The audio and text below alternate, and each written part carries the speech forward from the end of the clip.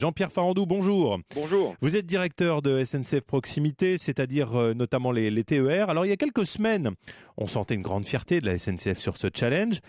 Aujourd'hui, on ressent plutôt de la fébrilité. Ça va être dur lundi ? Ah non, à la SNCF, on n'est pas dans la fébrilité. On est, si vous voulez, dans la certitude de s'être préparé comme jamais pour effectivement ce grand événement. C'est pas une petite chose de voir 85% des horaires de train changer, mais on est vraiment bien préparé. J'étais encore en Auvergne il y a 2 jours. J'ai pu constater à quel point tous les cheminots, de la base opérationnelle aux dirigeants, sont complètement mobilisés sur ce projet. On sent bien que ça grogne chez les élus locaux, chez les usagers également. Pour certains, les conséquences ne sont pas anodines. On l'a découvert tout à l'heure avec ce reportage de François Coulon au Mans. Un train qui passe quelques minutes plus tôt ou plus tard, c'est la vie quotidienne qui est chamboulée. Vous avez demandé à Nicole Notat d'être médiatrice. Est-ce qu'on peut encore changer les choses ?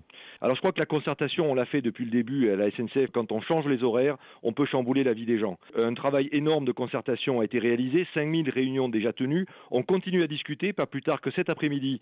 Il y a encore des réunions en Charente-Maritime pour voir comment on peut rétablir des arrêts à la gare de Pons, par exemple. Et effectivement, avec Nicole Notat, la médiatrice qui a été nommée par Réseau Ferré de France et la SNCF, nous avons pris la garantie qu'aucune situation ne serait cachée, ne serait mise sous le tapis. Mais vous ne pouvez plus changer les horaires pour lundi ?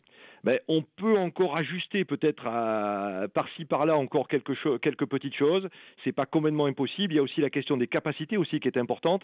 Je crois que nos usagers ils veulent aussi de la place dans les trains.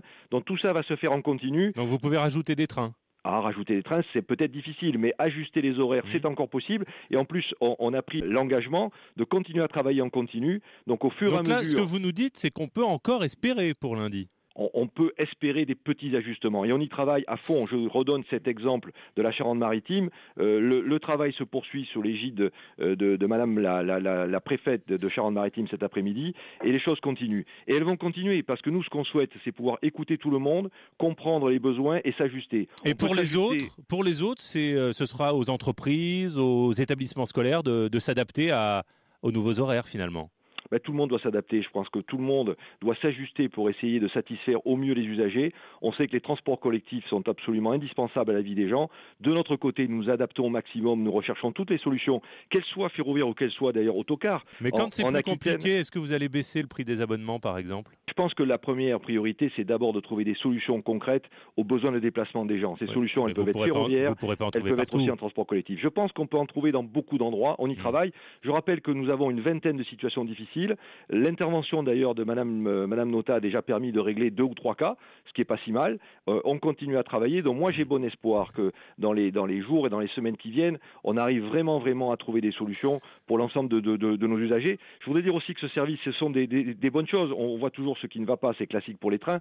On parle toujours des trains qui arrivent en retard, mais on peut donner plein d'exemples de choses qui marchent bien. Nous rajoutons beaucoup de capacité en heure de pointe sur la ligne Paris-Chartres-Le Mans, plus 7,6% de capacité, sur la Côte d'Azur, plus 1500 places en heure de pointe. Voilà, et même, et ça nous en sommes très fiers, en Rhône-Alpes entre Lyon et Chambéry, nous avons réussi à transformer 2 autocars en trains.